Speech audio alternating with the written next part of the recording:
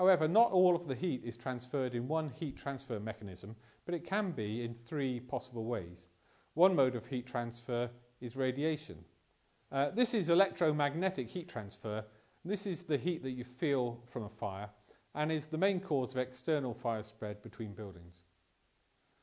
The main heat transfer mechanism that we're concerned with is convection. In a fire, the surrounding air is heated and expands. This heated smoke will become less dense and will rise. The rate at which it rises will depend on the level of heating. If it's heated to say 600 degrees Celsius, then the plume will rise very rapidly as the smoke is much less dense than the surrounding air. If it's only heated to say 20 degrees Celsius above ambient, then the smoke plume will only rise relatively slowly as its density is going to be close to that of the ambient air surrounding it. As the smoke plume reaches the ceiling, it will spread out horizontally and travel away from the fire source as a ceiling jet.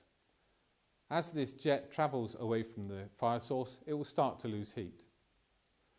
This is because it will be radiating heat downwards to the surrounding area, and some heat will be lost to the surrounding building due to conduction.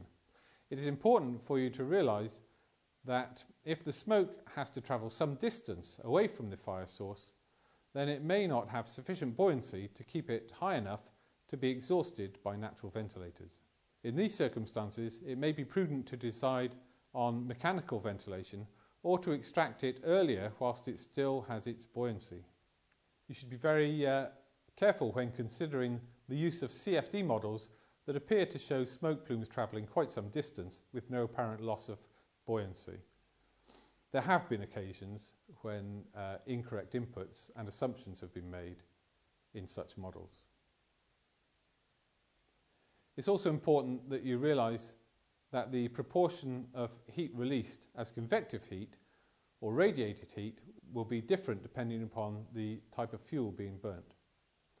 Some materials, such as alcohols, have an extremely high convective heat release proportion compared to radiative heat, somewhere in the region of 90%. The most significant heat transfer mechanism that has to be considered when talking about smoke control systems is convective heat. And the proportion of convective heat compared to the total heat output of the fire is given the name chi.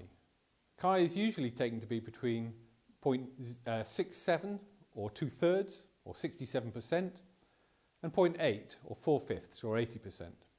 It is common nowadays to use the figure of 0.67 as this is thought to be the most appropriate figure for the sorts of materials that are found in the sorts of buildings in which these systems are fitted.